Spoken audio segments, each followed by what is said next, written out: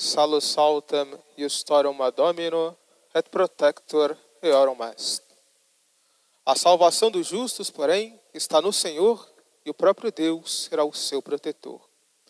Reverenda irmã, amados irmãos, podeis vos sentar.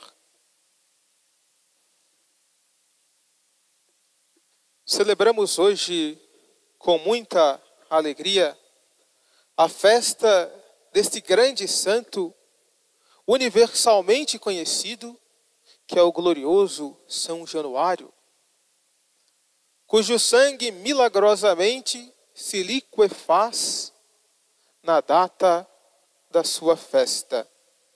Busquemos então meditar na vida deste grande santo para saber o que é que a sua vida traz para nós de exemplo, para que possamos também nós viver como ele viveu esta vida divina, esta vida na graça de Deus no nosso cotidiano.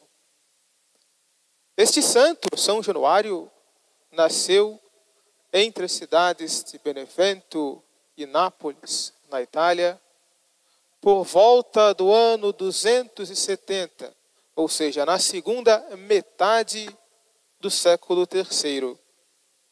Vinha ele de uma família muito rica, muito nobre, a família dos Januarii, ou seja, uma família patrícia muito rica, consagrada a Jano, um deus pagão, uma divindade romana. Com a graça de Deus, tendo a fé se difundido no Império Romano, muitas pessoas e também a família de São Januário se converteu. São Januário, durante toda a sua vida, desde a sua mais tenra idade, foi sempre um homem de grande piedade. Ele já era conhecido por todos como um jovem de oração. E não somente era conhecido pelo dom insigne da oração, mas, sobretudo, admiravam nele a sua grande caridade para com os pobres.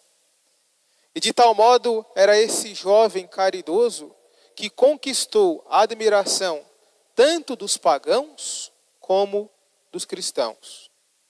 E justamente por conta dessa grande virtude que ele possuía, ele foi eleito, aclamado pelo povo, como bispo de Benevento.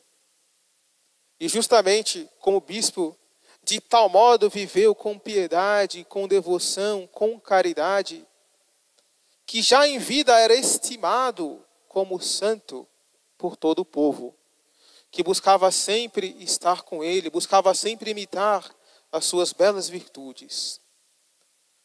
E nesse grande amor a Deus, São Januário buscava sempre estar atento àquilo que Deus tinha a dizer para ele.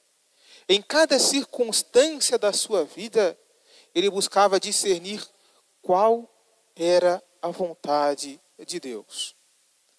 Nesse sentido, aconteceu uma bela história na vida de São Januário. Ele estava então ouvindo um sermão. Um diácono que era muito amigo seu, chamado Sócio, estava pregando na igreja. E enquanto este diácono pregava, São Januário viu que uma luz, uma grande luz, uma chama, apareceu sobre esse jovem diácono. E por uma luz divina, ele interpretou que aquela luz, aquela chama, simbolizava, na verdade, a grande glória do martírio. Ou seja, ele percebeu, por inspiração de Deus, que aquele jovem seria martirizado. E vendo, então, reconhecendo que o martírio, na verdade, não é um castigo, mas uma grande graça, ele pediu igualmente a Nosso Senhor a graça de também ele ser mártir da fé. Foi então, pouco tempo depois dessa visão, o diácono preso. E tendo sido esse diácono preso, como ele era muito amigo de São Januário quis fazer a ele uma visita. Fez então a visita e buscou também interceder junto às autoridades romanas, pedindo a soltura daquele bom diácono, daquele bom cristão. E justamente esse pedido E por meio desse pedido, ele já estava se denunciando como cristão. Em razão desse fato, em razão desse pedido pela soltura do diácono, foi ele também preso e por ordem do imperador Diocleciano foi então decapitado por volta do ano 305 da era cristã. Sendo ele já reconhecido como santo, uma fiel piedosa, vendo aquele corpo do seu bispo decapitado, buscou recolher como lembrança, como relíquia, o sangue daquele mártir que derramou o seu sangue por amor de Jesus, para que servisse de exemplo para todos os cristãos. E justamente aquele sangue operou muitos e muitos milagres, e sobretudo esse milagre que se repete até nos nossos dias.